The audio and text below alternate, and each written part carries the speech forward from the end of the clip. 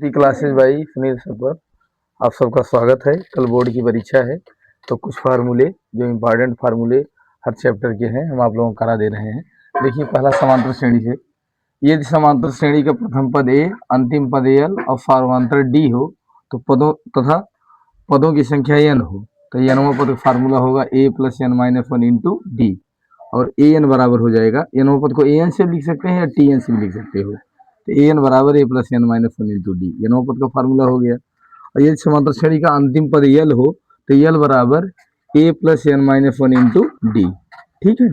और तीसरा अंत से एनवा पद पूछेगा तो L minus N minus one into D लगा देंगे, ठीक है, इस फार्मूले का यूज करेंगे।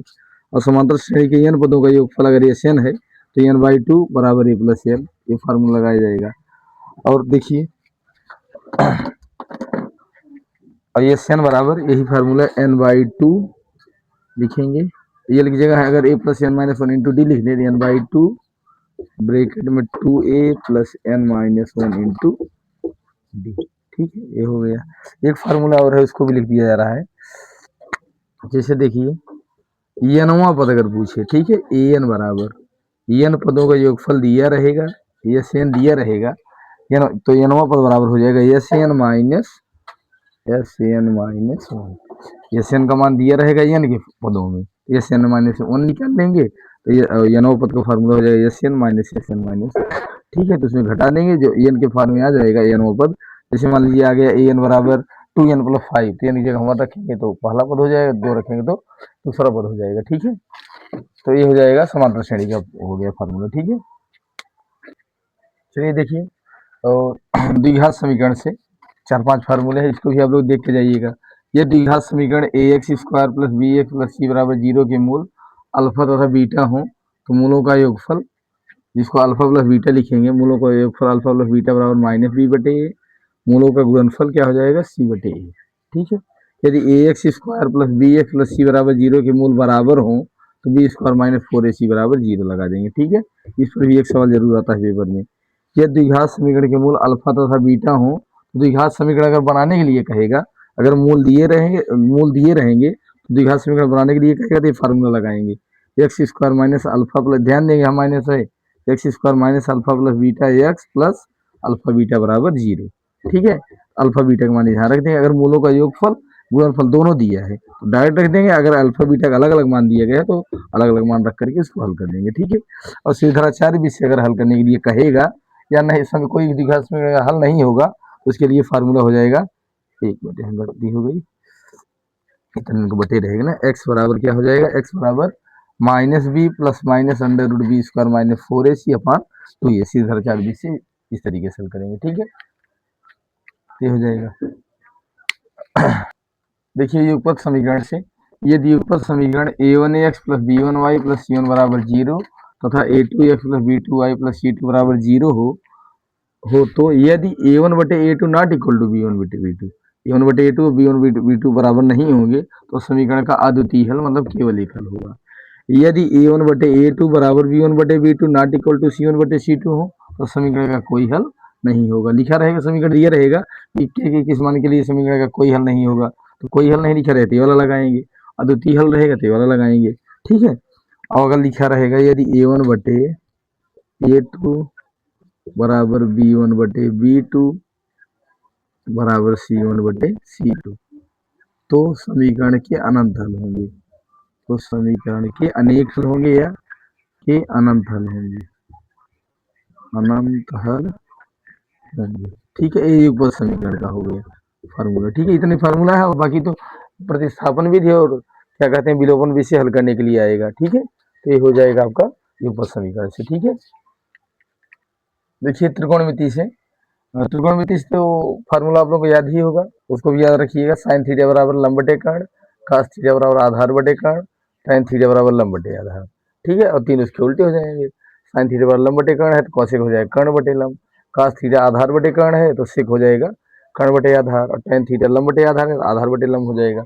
और साइन को अगर कौशिक में बदलना है तो 1/cos कौशिक लिख देंगे, और कौशिक का साइन बदलना है तो 1/sin साइन लिख देंगे, कास थीटा बराबर 1/sec सेक थीटा, सेक को का बदलना है तो 1/cos कास कर देंगे, tan थीटा बराबर 1/cot काट थीटा, अगर काट को tan बदलना है तो 1/tan कर देंगे, और tan थीटा का मान साइन और कास के पदों में tan थीटा बराबर हो जाएगा sin थीटा बटे cos थीटा, और cot थीटा बराबर हो जाएगा इसका उल्टा cos थीटा बटे sin थीटा। और त्रिकोणमितीय सरल संख्या में देख लीजिए, 3 फार्मूले हैं, तीनों बहुत इंपॉर्टेंट है।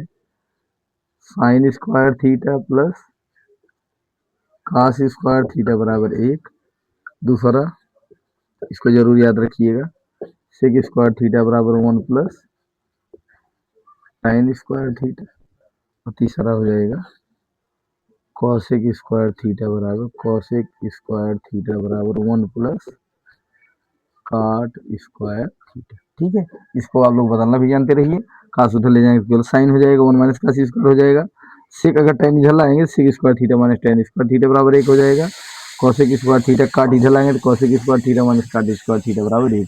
इसको चेंज करना आप लोग जानते ही होंगे, उसको बदल लेंगे। ठीक है, अपनी सुविधा अनुसार जैसे जरूरत पड़ेगी।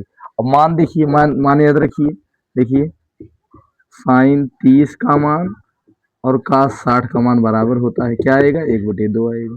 ठीक है, और साइन 60 का मान और cos 30 का मान, दोनों का मान बराबर होता है, क्या होता है कर्णिम 3/2। इसको भी याद रखिए, बहुत इंपॉर्टेंट है, ये सब कई जगह काम देंगे आपको। ठीक है, ये साइन का हो गया, tan का देख लीजिए, 45 वाला देख लीजिए, साइन 45, देखिए साइन 45 का मान और cos 45 का मान बराबर होता है, क्या होता है 1/2। इसको याद रखिएगा, साइन 0 का मान और cos 90 का मान बराबर होता है, क्या होता है 0 होता है, और cos 0 का मान साइन 90 का मान, इन दोनों का मान ही बराबर होता है, क्या होता है 1 होता है। साइन वाला थोड़ा सा देख लीजिए जो जरूरी है, साइन 30 का मान कितना होगा 1/3, ऊंचाई और दूरी में भी इसकी जरूरत पड़ेगी और मान ज्ञात करने में भी पड़ेगी। tan 60 का मान कर्णिम 3, और tan 45 का मान इतना याद रखिएगा, tan 45 का मान कितना हो जाएगा 1, इतना इसको आप लोग याद रखिएगा। ठीक है, तो अब त्रिकोणमितीय फार्मूले हो गए, इसको आप लोग अच्छे से एक बार देख के जाइएगा। ठीक है,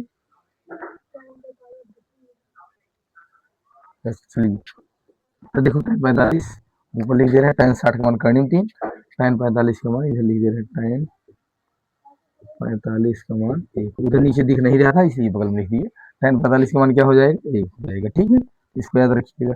अब काट इसका उल्टा हो जाएगा, काट 30 का कर्णिम 3 हो जाएगा, काट 60 का 1/3 हो जाएगा।